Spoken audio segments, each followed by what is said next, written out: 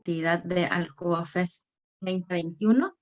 Así que le doy la bienvenida a Soledad. Soledad, bienvenida. Ella trabaja con nosotros también de voluntaria en Alcoa y ha sido muy amable en darnos una charla para los estudiantes y profesores. Así que ahí, Soledad, te dejo. Muchas gracias, Claudia. Ya, voy a compartir pantalla.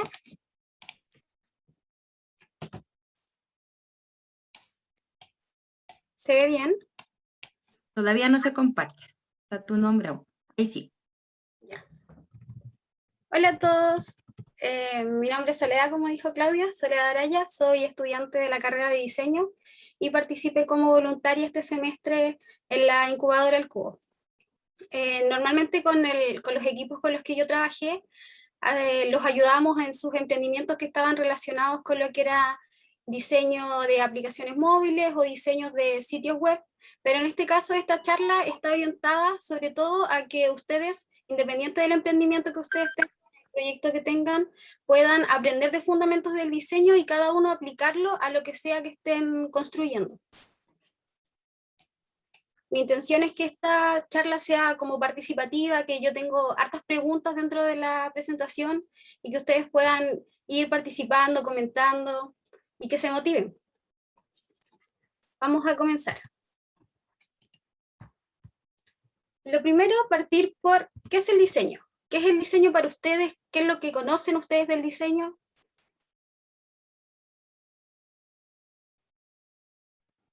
Como una forma de poder expresar de distintas maneras, mediante como la imagen.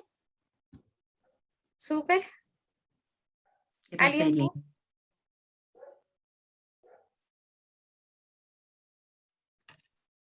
¿Alguien tiene alguna opinión diferente, otra cosa que aportar?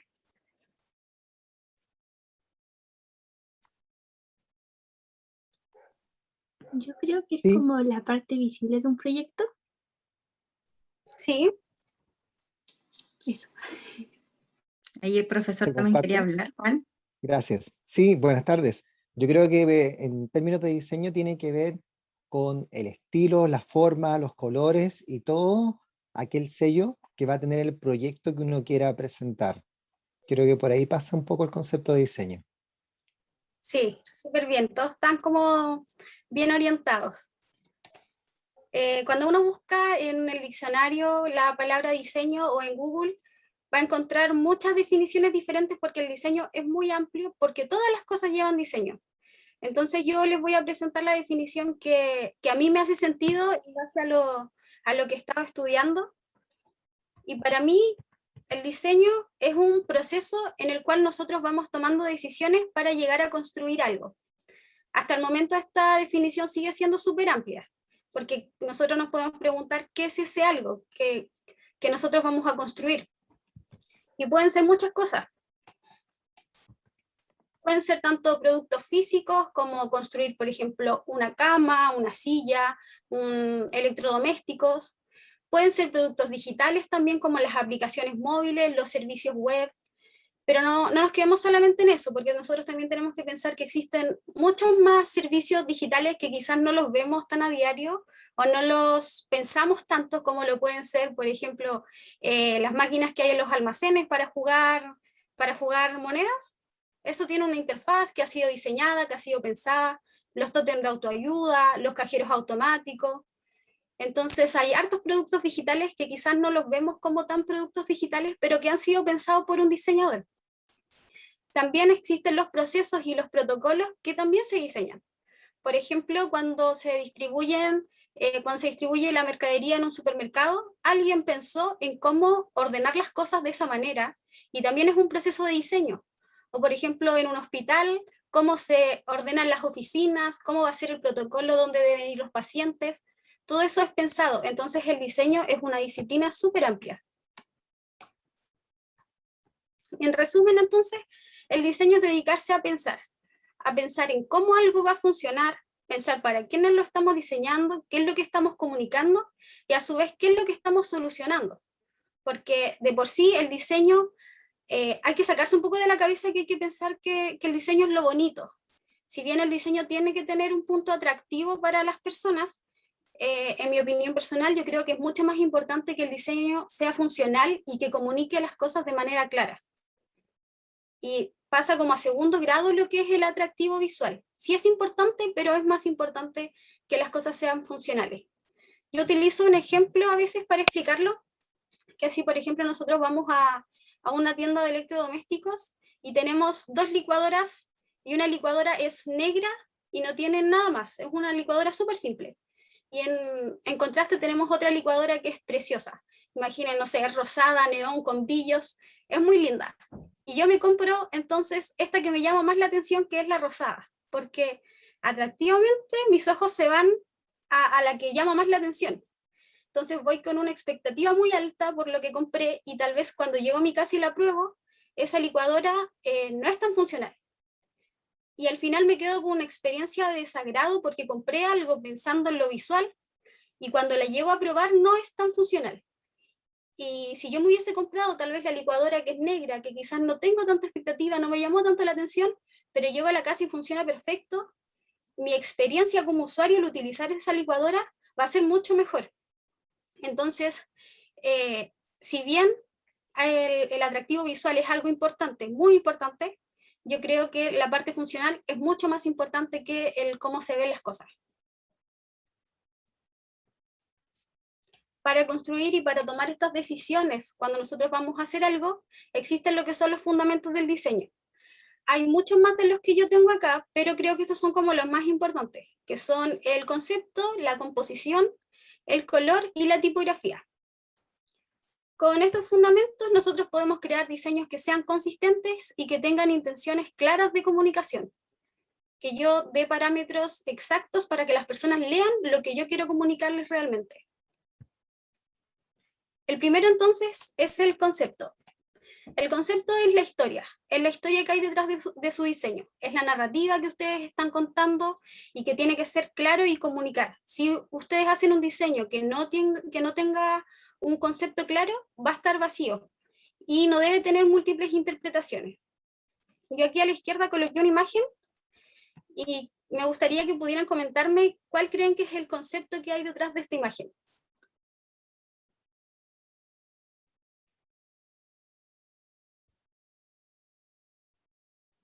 ¿Alguien se atreve? ¿Se le ocurre algo? ¿No? ¿Alguien Ando quiere como- decir algo? Como ¿Sí? estando en una playa, no sé. Sí, como verano. Mm, Como que le Juan, trae el profesor quiere decir algo. Una piña con lentes yo creo que incita como al verano y a consumir algo fresco y relajante. Los colores dicen mucho, de hecho el amarillo tiene que ver justamente con el verano, los lentes oscuros con ese sol, entonces uno va haciendo juego con las distintas figuras que muestra la imagen. Claro, sí, tiene puros conceptos que son como tropicales y sí, el amarillo es un color que incita mucho a la felicidad, de hecho es el color que primero reconocen los bebés cuando empiezan a ver colores, el amarillo es el color que ven. Sí, aquí lo que se hizo es que se tomaron 2 elementos que digamos no son inertes, pero son inmóviles, porque la piña es un elemento vivo, entonces no puedo decir que es inerte, pero son 2 elementos inmóviles, pero que al juntarlo, al colocarle los lentes a la piña empieza a adquirir como cualidades de un humano. O sea, la piña empieza como a ser más dinámica. No sé si se comprende.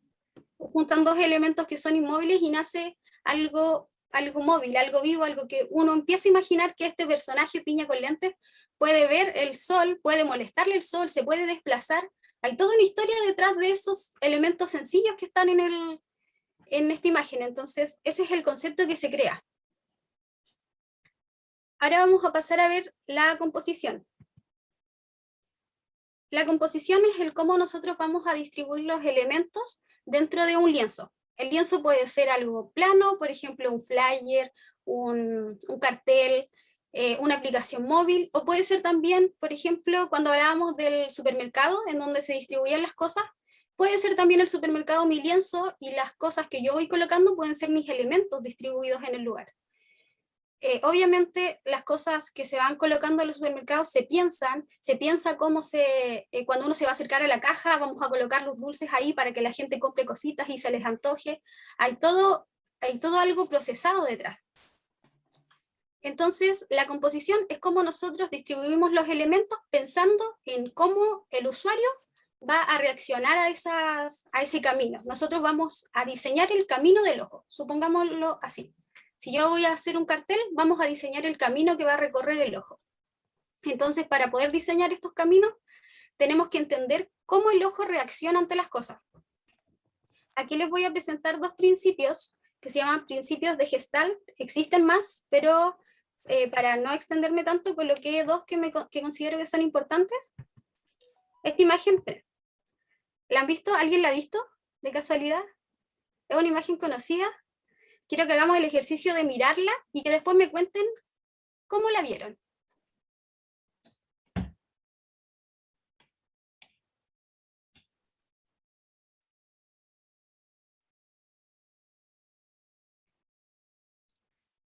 Ya, ¿qué les sucedió?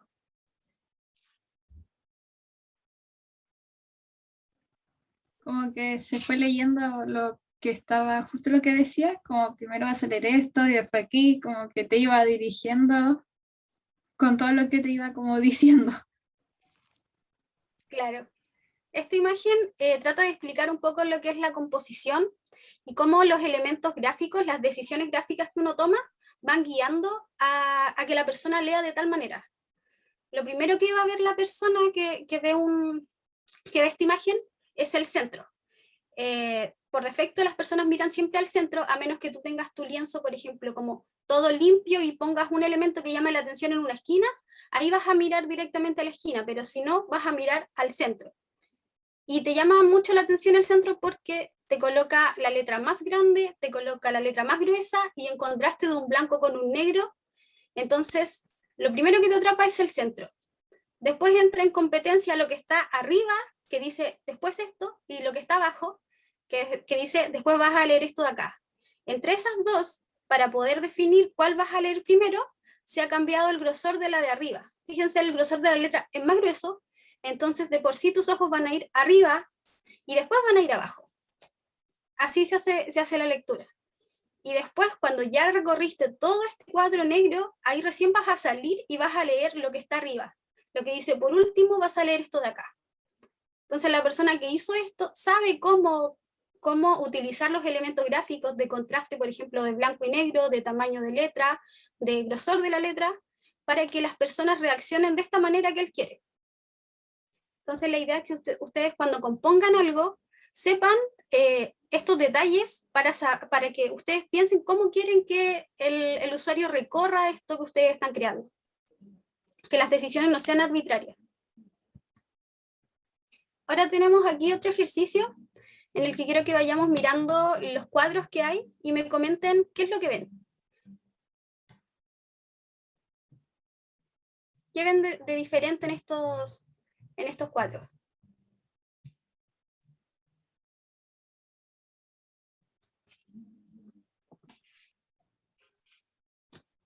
¿Alguien quiere participar? Como Hay el color, diferencia de colores, de puntos, de tamaño de los círculos, hay estrellas, eso veo yo. Sí. ¿La Islini va a decir algo? sí, era lo mismo, era como color, tamaño y forma. Lo que sucede acá es que nuestro cerebro lo que hace, fijémonos en el cuadro de la izquierda. En este tenemos puros círculos que son del mismo tamaño, pero sucede que tenemos dos que son de otro color diferente. Entonces nuestro cerebro automáticamente lo divide en dos grupos. No vamos a pensar que tenemos puros círculos que corresponden a una misma categoría. Como ya vemos una diferenciación, nuestro cerebro asume a que todos los círculos negros deben ir juntos y todos los círculos rojos deben ser otro grupo aparte. Lo mismo sucede con el tamaño. Si aquí tenemos círculos de diferente tamaño, va a asociar al tiro los que son del mismo tamaño juntos y los que son más pequeños van a ser otro grupo aparte.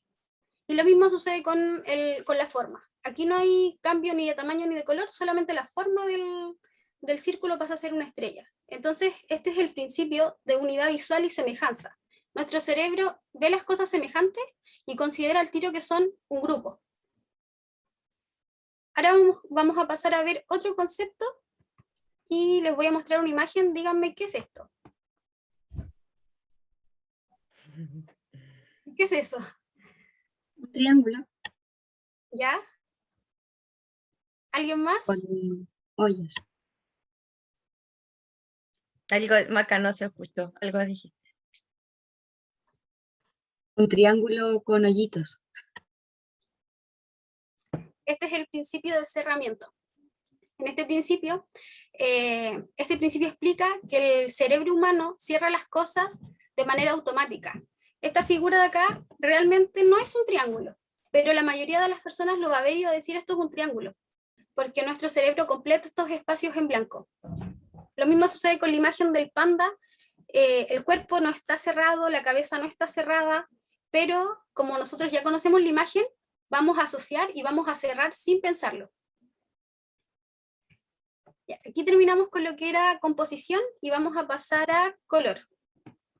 El color es una percepción visual que no podemos ignorar a menos que tengamos alguna dificultad visual, pero en las personas que tienen una vista sana no pueden ignorar el color. El color está y las personas reaccionamos ante él. Algunas características importantes del color son que tiene tono, saturación y luminosidad. El tono es la familia del color.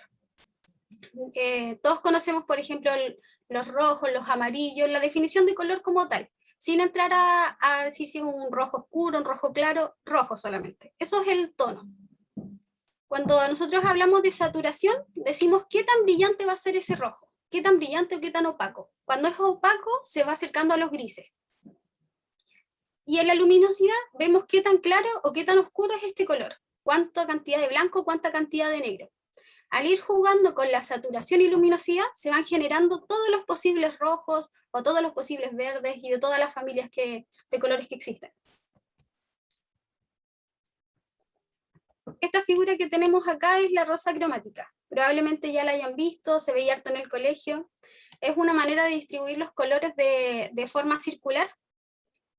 Y en ella predominan 3 colores que son los colores primarios tradicionales, que son los que nos enseñan en el colegio: el rojo, el amarillo y el azul. Existen otros sistemas de color que también tienen sus colores primarios, como son el RGB o el CMYK, pero tienen otros colores. Por eso yo mencioné como colores primarios tradicionales: amarillo, rojo y azul. Al irse combinando van generando subcolores como son el naranja que nace a partir del rojo y el amarillo con el azul sale el verde, y el rojo con el azul salen los violetas. Les muestro esto porque con la rosa cromática vamos a aprender algo que se llaman armonías cromáticas. Cuando nosotros hemos pensado alguna vez cómo hacer una paleta de color que sea atractiva, cómo puedo combinar mi ropa, todas esas cosas las podemos resolver con unas fórmulas que se llaman armonías cromáticas. Son fórmulas que te enseñan a combinar los colores para que sean agradables al ojo. Normalmente las armonías cromáticas nosotros las encontramos en la naturaleza. El ojo reacciona bien ante las combinaciones que hace la naturaleza.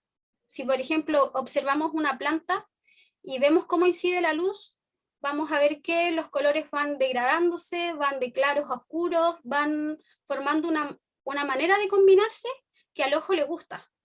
Y nosotros como humanos no siempre sabemos cómo combinar estas cosas, por ejemplo en programas de edición de imagen, no sabemos llegar a esas combinaciones. Entonces las armonías cromáticas nos ayudan. La primera que vamos a ver es la armonía monocromática. En esta armonía nosotros tomamos un color. Por ejemplo, el color verde se tomó en este caso, y tomamos el tono verde y jugamos con lo que habíamos visto, la saturación y la luminosidad. Vamos cambiando qué tan oscuro, qué tan claro, pero nunca salimos del verde. Entonces, como el verde es un tono, como el verde se va encontrando con diferentes tipos de verde, siempre va a combinar porque es de la misma familia. Ahora vamos a ver la armonía análoga. La armonía análoga es parecida, pero en vez de tomar solamente un tono, se toma un tono y los vecinos. Van como degradándose. Si se fijan aquí en la imagen que tenemos de ejemplo, pasamos por los cafés, por los naranjas, por los amarillos. Tenemos hartas familias juntas, pero son puros colores vecinos que al degradarse van combinando bien.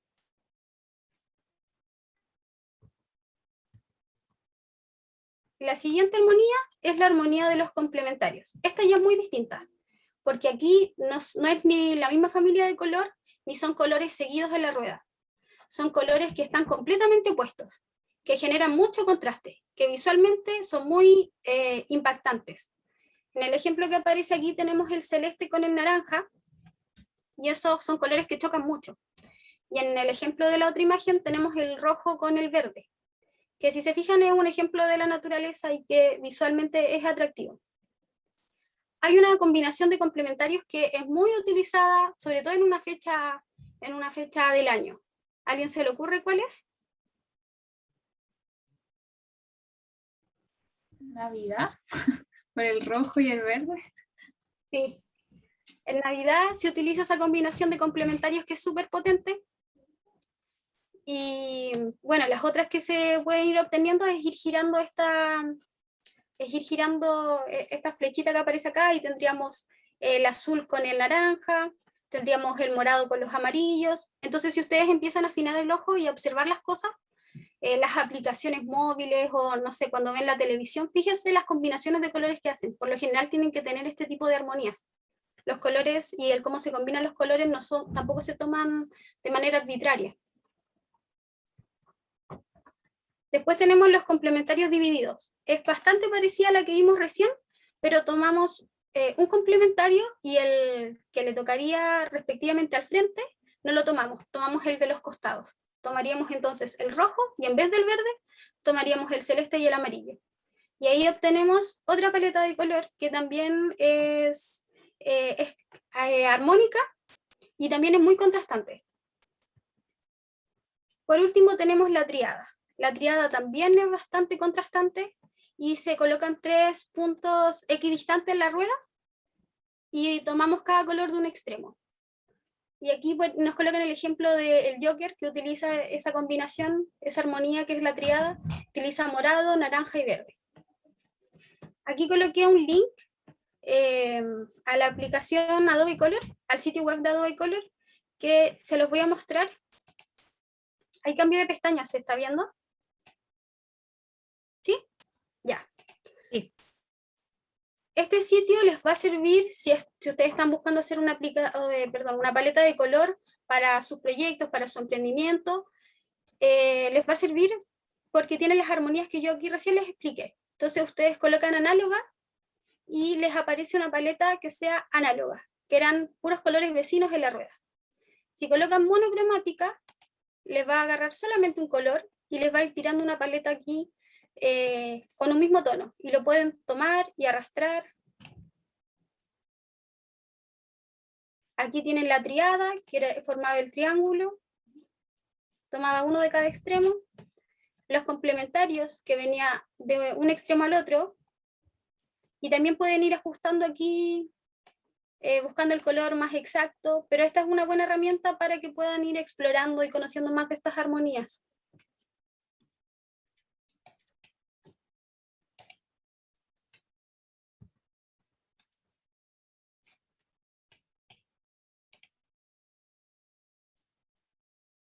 Ya, por último, vamos a hablar de la tipografía. Me sale cargando, ahí está. La tipografía son las letras, el estilo de las letras. Son súper importantes, tienen un alto poder comunicativo, y si bien podemos compararlo con el dibujo, que el dibujo también tiene un alto poder comunicativo, las letras se quedan un poco cortas en comparación con el dibujo. Si nosotros hacemos una carita feliz, probablemente sea comprendida por una gran cantidad de gente en comparación si escribiéramos la palabra feliz. Si escribimos la palabra feliz, van a haber muchas personas que no entiendan nuestro idioma y se va a reducir la cantidad de personas que comprendan ese concepto. Pero a pesar de ello, la tipografía y los textos son súper importantes al momento de comunicar. Y el cómo se ven los textos también influye mucho. Una de las primeras como definiciones o categorías que pueden tener las tipografías es si son con serifas o sin serifas. ¿Alguien sabe lo que son las serifas? ¿No? Ya. Las serifas son unas decoraciones o remates que tienen las letras. Por ejemplo, esta de acá tiene serifas, que tiene estos detalles al final de las letras. En cambio, esta de acá no las tiene. Esa es una de las grandes clasificaciones que tienen las letras, con serifa, sin serifa. Y dependiendo si utiliza o no utiliza, se va a pensar en dónde se va a utilizar este tipo de letra. Por ejemplo, las letras que tienen serifas funcionan muy bien en lo que son los impresos. En los libros, si ustedes toman una novela y la revisan, por lo general va a tener este tipo de letra, porque la serifa, esta decoración, este remate que tiene, hace que las letras se unan más. Entonces uno lee mucho más fluido y se cansa menos la vista. En cambio, si leyéramos el mismo libro con esta tipografía, nuestros ojos se cansarían, leeríamos menos y nuestra experiencia de leer sería agotadora. Sin embargo, eso no quiere decir que esta tipografía sin serifa no se debe utilizar. Al contrario, estas funcionan súper bien en lo que son los espacios digitales. Si nosotros miramos nuestro teléfono, probablemente las notificaciones, entramos al menú, entramos a las aplicaciones, tengan este tipo de letra, que al reducirse funcionan súper bien.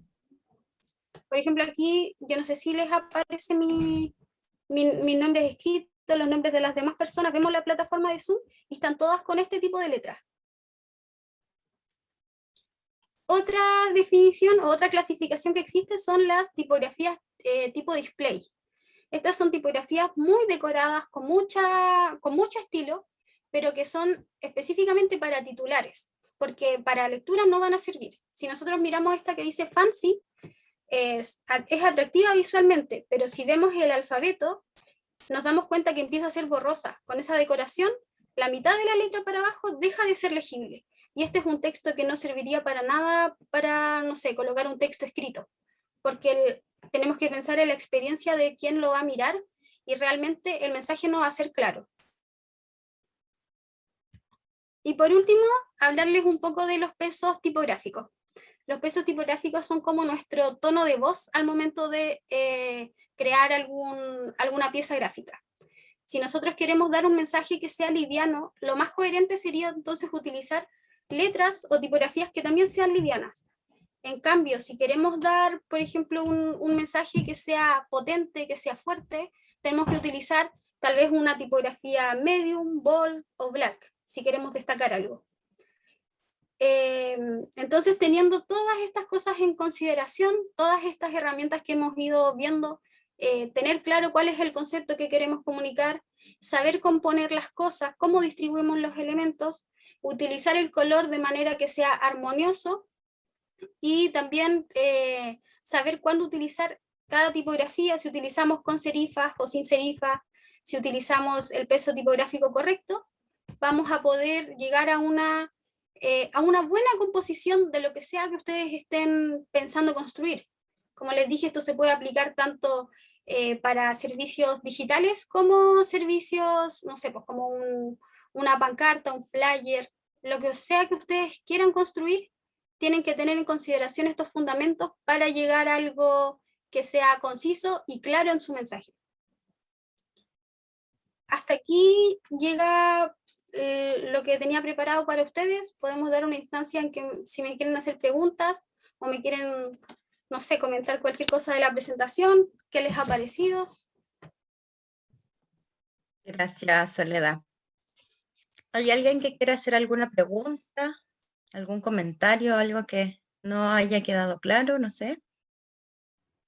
No, solo decir que quedó todo claro, está buena y se entendió todo, así que gracias. Súper. Gracias. ¿Alguien más?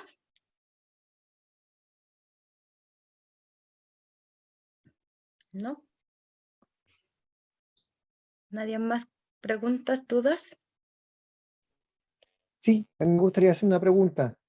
Juan. Mira, primero que todo, gracias por las nociones básicas de diseño. Por lo menos para el trabajo que estoy haciendo yo con mi equipo, me sirvió mucho la charla. Ahora me gustaría una recomendación tuya en términos estratégicos, porque nosotros estamos utilizando para un juego de cartas virtual una paleta de colores básica, pero nos gustaría definir qué puede ser atractivo en términos de las letras, qué tipo de letra, qué tipo de fuente, qué tipo de colores, cómo combinar eso bien. Nuestra paleta de colores básica ocupa amarillo, verde y azul, y el contraste es con también de color azul, digamos, por decirlo de alguna manera, un azul medio más oscuro, casi negro. Sería interesante como poder verlo, si es que se pudiera, no sé si la tiene a mano, como porque igual imaginarse la combinación es un poco complejo. Su diseño va a ser para, me dijo, una aplicación móvil, ¿o no? De Para un cartas. juego de cartas virtual. Ya, en ese caso yo recomiendo siempre con respecto a la tipografía, utilizar tipografía sin serifa, lo que les estaba mostrando. Este tipo de tipografías que se llaman palo seco. Hay muchas. La Roboto es bonita, pero también tienen que fijarse que sea legible. Profesor, ¿se fue? Acá estoy. Ah, No, no perdón, estoy. lo dejé de ver. Entonces yo le recomendaría ese tipo de tipografía y que vaya jugando con los tamaños de la tipografía. Yo cuando diseño aplicaciones móviles, por lo general escojo una y esa la voy ajustando en base a tamaño y a peso. No mezclo muchas tipografías diferentes. Escojo una y de esa una defino, por ejemplo, el tamaño 18 va a ser mi titular, el tamaño 14 va a ser mi texto general. Pero utilizo esa tipografía y si yo quiero destacar dentro de un texto algo más importante, cambio el peso y la pongo más gruesa. Entonces ahí voy generando contraste y no mezclo tanta tipografía diferente para que no sea confuso. Y con respecto al color, como le digo, se me hace un poco complejo imaginarme la combinación. Sería interesante poder verla. Tal vez, Claudia, ¿cómo estamos de tiempo? ¿Puedo ocupar un poquito de tiempo para ver un Sí. ejercicio? Sí, ¿Podríamos tratar de generarla acá? Ya. ¿Cuántos colores me dijo que tiene? 3 colores: amarillo, verde y azul. Ah, perdón, también rojo. 4. Amarillo.